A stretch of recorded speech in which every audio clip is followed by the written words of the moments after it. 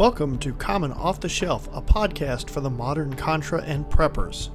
We discuss items, books, and topics from a common man's perspective, and our opinions are our own. Do not take any of these as hard facts, only as our interpretation and understanding in a flawed world of amazing products, price gouging, and cheap crap. Your results may vary, and your needs may differ depending on where you live and what you know. So don't take this as a blanket endorsement for all people in every situation. Just like camouflage, your abilities and needs will vary. This is a conversation about hypotheticals and fiction with these items, and never is an endorsement of the owner, author, or any actions. Lastly, we are just common men and not experts in the fields. If we get it wrong, great, tell us. If there is something better, let us know. I can't believe I had to say this, but some of you window lickers made this necessary.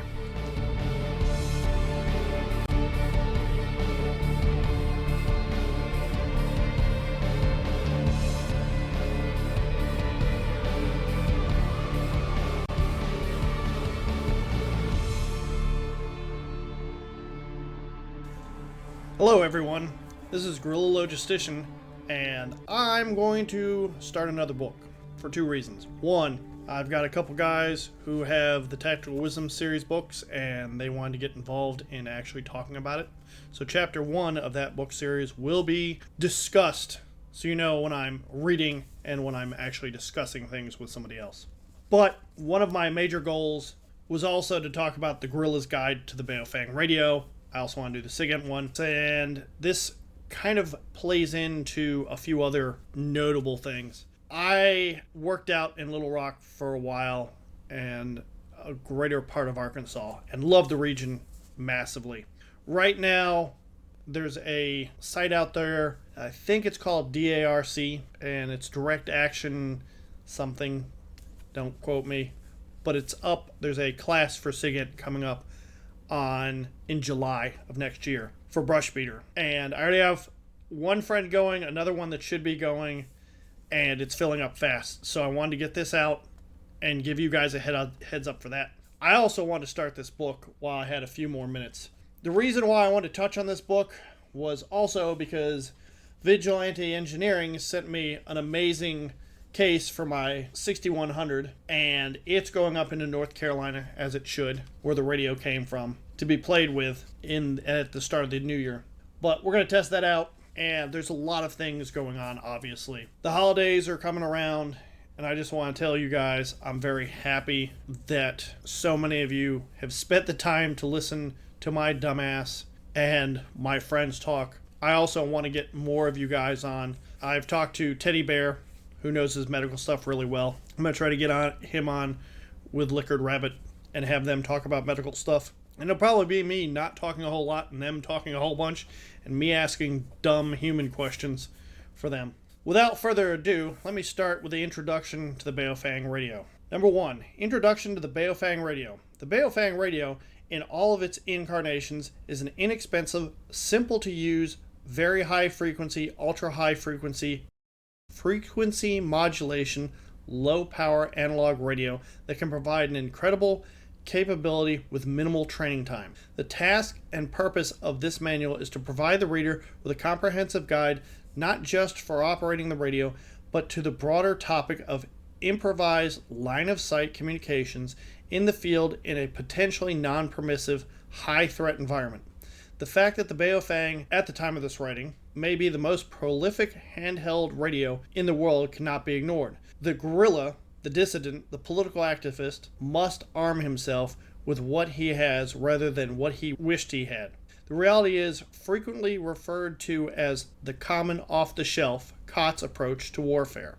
In most cases, the Baofeng is one of the most common forms, will be the lone communication option, and the potential fighters must know how to best employ it. The manual addresses it and, more importantly, applies the communication techniques taught to Special Operations Forces to its use. A radio must be considered a valuable tool as any other weapon. As valuable a tool as any other weapon.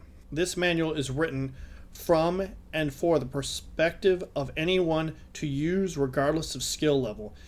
implementing sound communication techniques absent more sophisticated infrastructure. The techniques are written from an end user perspective with technical data kept to a minimum and only emphasized where absolutely necessary. It is explicitly written with the potential guerrilla in mind. This is not a book on amateur radio. However, much can be carried over to the page 2 amateur radio ham hobby as a means to supplement and practice many of the topics of instruction contained. Some of the techniques described are from academic or information purposes only, until they are required to keep a people free. The author takes no responsibility in the manner in which the techniques are used. Now I'm going to pause for a second. We're teaching this stuff at my church. We're going to be starting doing this in January. And I'm using this book as a guide. I'm going a little more ham because most of these people are not going to be in this community style of interest. And I want you guys to think about this too, because you might have a friend who's not on the prepper mentality of I need firearms, but they want to prep in other ways. And I think this is a good stepping off point, especially for people in Florida, Georgia, Louisiana, Alabama, coast of Texas, to engage in radio communications when everything goes down. Obviously, North Carolina got hit really hard, and that they probably will be massively looking into radio communications in the future to bolster that. They hopefully won't need it for a long time to come. And I think this is a phenomenal manual for that kind of stuff. But, as he points out, this is a common off-the-shelf product, and it's not the best thing on the planet. One of the big issues that we see a lot of people talk about online is how they transmit spuriously and do a whole bunch of other stuff. The upside to this radio is most of them can be opened up fairly well. There's also the UV5K, which can be opened up as well, and there's a lot more other radios on the market nowadays. Realize we're talking about the Baofeng for the fact of what it is. It's a common radio. It's not substantially expensive. Anyone can get a hold of it. The only difference you're going to modify if you grab a different radio is some of the setting protocols are going to be different, but most of these protocols are very similar, so pay attention. And yes, there are better radios out there, but we do what we do with what we have, not with what we want to have.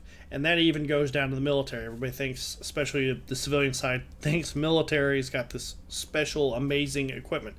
What they have is a lot of training time and a lot of supply chain to back them up. Not everything that they get is amazing. There's a reason why everybody in the military, they go, oh, it's military issue, it's military grade. They go, ugh, it's terrible. When most civilians think, oh, military grade, it's durable. It's not always. Let me continue reading. The 3 roles of communication. Before diving into communication as a topic, it is critically important to understand the purpose behind the need to communicate. It has been my experience that this is frequently lost on most, either just starting out or with no frame of reference. There are 3 overlapping yet distinct roles of communication, each with their own unique considerations. Sustainment, tactical, clandestine/strategic. Sustainment communications are communications we create in the absence of conventional phones. The role includes public safety. This is what is being referenced when the topic of survival communications is being discussed, whether that is for establishing a localized network on a rural retreat, small communities, or in the wake of natural disaster. Sustainment communications seeks to the maximum range of coverage possible between groups due to the unpredictable nature of day-to-day life, emulating or replacing the convenience of a cell phone. This should under no circumstance be confused with tactical communication. Communication security, ComSec, is relatively low. Although not completely ignored, the same tactics, techniques, and procedures, TTPs, discussed in the book are applicable to sustainment level communications. Tactical communications are those used when conducting military type operations and require immediate response, i.e. coordinating fire between 2 teams on a target, conducting friendly link-up in the field, and relaying short-range battlefield information to higher echelons. Tactical communications are immediate in nature and require a far higher level of communication security. Relying on brevity or transmission time, the use of codes, and high loss antennas to shorten the range as much as possible in order to limit who may be hearing the transmission beyond the intended recipients. Clandestine or strategic communications require the highest degree of planning and coordination as well as the highest level of communication security. These are normally transmitted over a much longer range, and considerations to prevent interception are at a maximum. Clandestine communications are those coordinating the activities of an underground group operating in resistance to a governing entity with a superior level of resources. This category includes otherwise overt transmissions with ulterior motives, coded transmissions sent in short bursts of data, and highly directional antennas to further mitigate the potential for interception.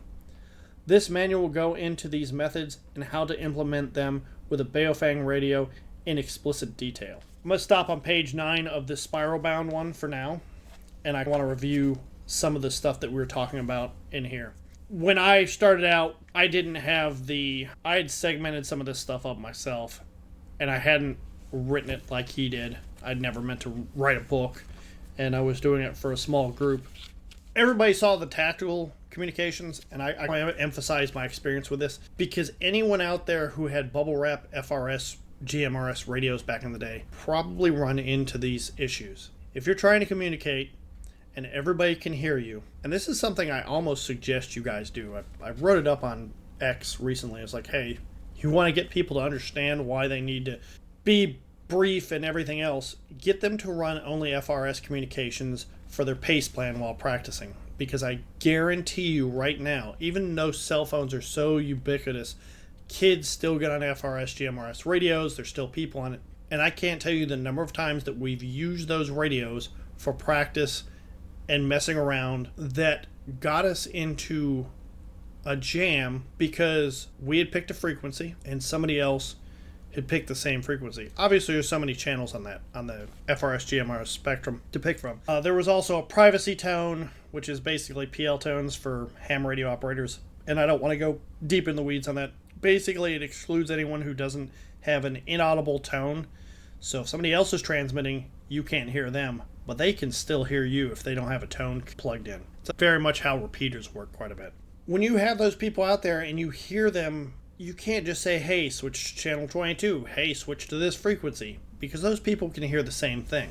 Then you start realizing, man, I need to have a backup. You set up a frequency, and then you set up an alternate frequency, and when you get nailed on that one frequency, you say, switch to alternate. Everybody switches to alternate, everybody keys up, talks to them, but there's scanners on a lot of these radios, and they were back in the day.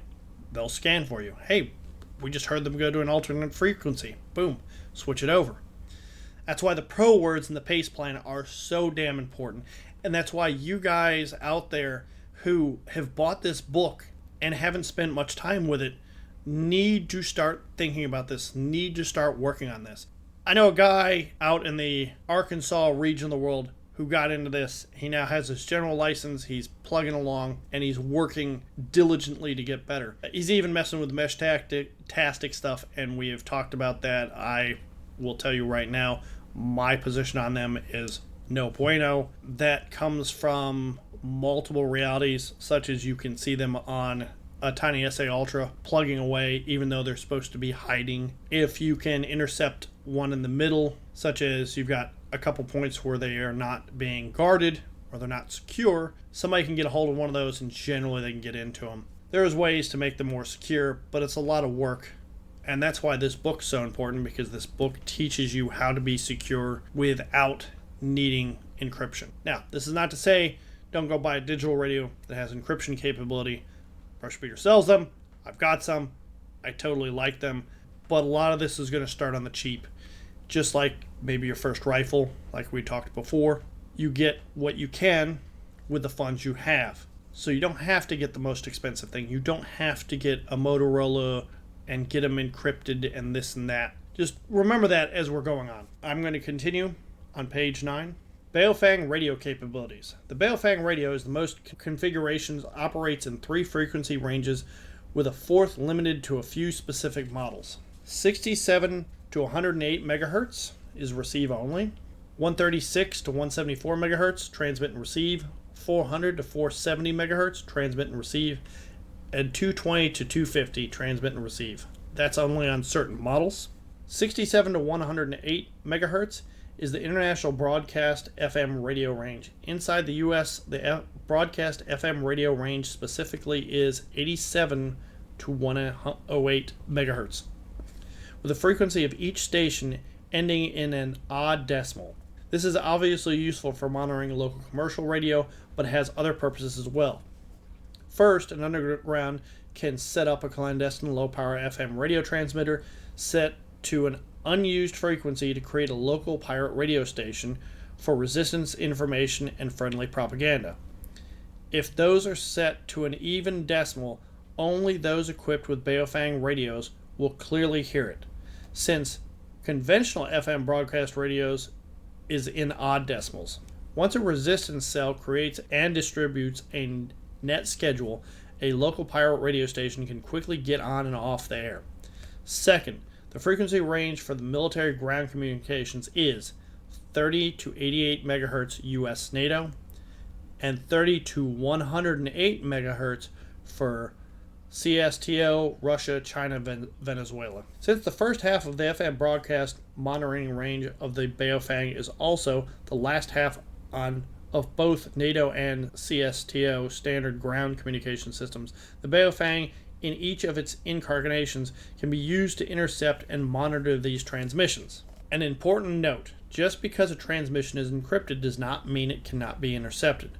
The presence of traffic, even if only unintelligible digital squelch, in an area of operations can be an early warning. Insurgents in Iraq frequently used analog TVs operating in the 40 to 55 megahertz range with the volume turned off, simply watching for changes in static as an early warning for the presence of American troops.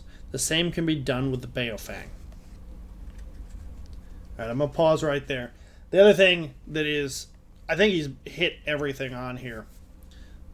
The other thing I'd point out is some of the newer radios like the UV5K have even more range to them. And you need to know what bands you're listening to.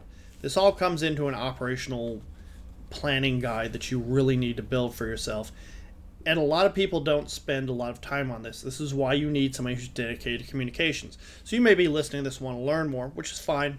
And I want you to have a good understanding of this. But if you're not the commo guy, push the commo guy to get better knowledge in this stuff. But think about it right now. If they're using TVs for it, what other products can I use to just receive? And sometimes receiving is all you need. What if a bunch of bubbles are coming after you, or whoever you want to pick? Just pick red bad guy. That guy is coming and he's got a bunch of friends. Maybe they came from a local college and they got armed up from a local armory that was unattended, and they're coming to grab your food because you have food and they want to share it. What are going to be some of the common things that are going to present themselves for you to know anyone's coming your way, maybe before they even get there?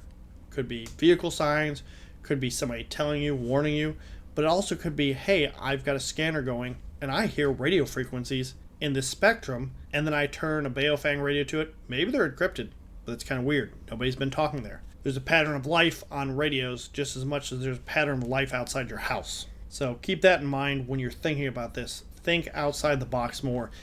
And I know Scout hasn't gone too into this book to the nth degree like he does in class. So there's a lot of stuff that he's probably going to skip over and I'm going to forget to even bring up. That said, his own intent is for you to get the basic knowledge and then expand on it. And expanding on it is just like going to the range. You need to practice this stuff. You need to play with your radios. You need to learn. Continuing with the book. Frequency considerations. The Baofeng operates as a dual band radio. This means is transmitting in both VHF and UHF in a fairly wide range of frequencies, ranging from those requiring various types of licenses to that do not. Each come with their own set of issues, ranging from over-reliance on public data to volunteering too much sensitive information. The answer lay with not establishing a consistent pattern while recognizing the full range of the equipment's capability. Inside the frequency ranges, the radio transmits are various services that will contain different types of information and unique traffic. VHF, 136 to 174 megahertz is a very high frequency VHF range of the Baofeng radio. VHF performs well in rural, hilly environments and is less susceptible to signal loss in dense vegetation. It also has a higher degree of reflectivity off of major terrain features. VHF typically has a longer range than the higher frequency, ultra high frequency UHF, and has a higher power output regardless of power settings from the transmitter. The VHF frequency range is broken down further into specific services: multi-use radio service, which is MURS, commonly called MURS, business band NOAA weather radio, marine band, 2 meters amateur radio. Multi-use radio service, MURS, is a license-free set of 5 specific frequencies or channels. Since it is license-free, MURS is a favorable to low-key, low-cost sustainment level communication for those not requiring a high level of sophistication. The MURS frequencies are 1 through 5. I'm not going to read them out. Get the damn book. Because MURS is both openly published and channelized, it is not always recommended that they be used alone in an unconventional warfare environment, UW for short. That said, it can offer strong capabilities with minimal training required. Business band VHF is a licensed service using specific frequencies for commercial enterprises for transmitting both voice and data. They are channelized, and the frequency range is, again, I'm going to skip that. You guys can check out the book or look it up yourself. It is critical to recognize these may be shared between businesses and that emergency services communication are also in between these frequency ranges. Therefore, it is critical to monitor these ranges prior to making any communications plans. Again, and I'm going to pause there. We're on page 13. Again, I keep saying this, pattern of life. If you know what an area study is, you need to do a commo area study. I may go into that a little bit later, and we may have a conversation about that later with a bunch more people, but we'll see. Continuing on, NOAA, or National Oceanographic and Atmospheric Administration, utilizes 7 frequencies that transmit weather data and sometimes emergency relief information for its given region 24 hours a day. The 7 frequencies are, again, going to skip that. Marine radio. Marine band radio, as the name implies, is designated for the use among maritime vessels. It utilizes the frequency ranges of 155 to 160 megahertz and channelized for specific roles. Marine band, when inland, is often used by public service agencies, including law enforcement. High band VHF amateur radio, also known as 2 meters, is nicknamed after the physical length of one full wavelength of frequency when transmitting. In the amateur or ham radio world, this is how specific bands are named and makes antenna calculations simple. More on this in the antenna chapter. Amateur radio requires a license to operate and utilizes the 144 to 148 megahertz frequency range. We're about 30 minutes in, and I want to probably hit up more of this later. We're on page 14 of the spiral bound version, and the next part of this introductory chapter will be a word about cover for action. I will say this, and I believe Scout has said this on some of his podcasts as well. If you get in the marine radio bands inland, generally speaking, a lot of poachers use it because they think they're smart. They're not, and they'll use the same frequencies, and people listen to them, especially your DNRs and stuff like that. Overall, when you start doing these plans, and we will go get into their PACE plan in the book and everything else, when you start thinking about your PACE plan, your primary, your alternate, your contingency, and then whatever emergency stuff you need to realize that you shouldn't be using the same frequencies over and over and over again. Obviously, there's a limit to how many frequencies you can have on this radio and how often you're going to be able to change it. But as you set up patterns and you set up the use of these radios, the 3 things you really need to make sure you're doing correctly is following your security protocols, transmitting as little as possible, and changing your frequencies as often as you can. Eventually, you're going to come on the same frequency sooner or later. There's a lot of options in here to just slightly marginally move it. But the more you move around, the more capability you have in these radios, the better off you are. And that's part of the reason why I went from a ham radio guy, let me spend $300-400 on a handheld, to a dude who routinely buys Baofengs and hands them out. Because the spectrum that you can get off one of these for the price is phenomenal. And a lot of ham radios don't do that. You can Mars mod some, you can get more band, but the reality is it's not always possible. Now, side note for this too, everybody on X complains and bitches and moans about how they're dirty and they transmit and they've got spurious signals. There are many Baofengs that do that. With that said, a lot of them don't do it either. The only way you can really tell is get a tiny SA Ultra, which I highly recommend you get one. Get it away from your Baofeng, transmit, and see what kind of spurious signals you get. Now, that means that you can be nailed more easily if your radio transmits, say, not on your specific band, but we'll pick 144.00 megahertz, and then you get another spurious transmission on 144.500, and then 145. That gives an enemy more opportunity to spot you. With that said, with the LOS, we will be going through this book, Line of Sight LOS. We're going to be going through this book, and we're going to be exploring how to mitigate some of those issues. That includes changing the antenna. He already spoke about it. Change your antenna. Do not buy the biggest damn antenna you can. So if you're listening to this now, you got the book, and you're like, I need to get a radio. Shop around. There's some brand new radios out there from Baofeng that are a little bit better, but they may not be what you want. I know Scout doesn't have the time with the store and everything else to do all this stuff either and pick out radios, but there are people like Wyoming Survival who routinely review this stuff. I watched a podcaster review guy, I think off of AmericanPartisan.org. Somebody had posted him. I watched him recently. There are too many good dudes out there posting about radios because of this book, because they've gotten into this book and they're learning stuff, or they've gone to a class. They may not have gone to Scout's class. They may have gone to Wyoming Survival's class. Maybe they've gone to Dolio's class and listened to him talk about it. It doesn't matter where they got the information. The reality is it's now become a common practice to have all this stuff. What is not a common practice is doing the pace plans, working this stuff. I swear to God, it's the same thing as firearms. Everybody buys the Gucci rifle, puts it in a safe, leaves it there, buys 1,000 rounds and thinks, oh, I'm good. Realistically, they've got maybe 2 average Army combat engagements and let's say maybe 6 or 8 engagements as a guerrilla before they're out of ammo.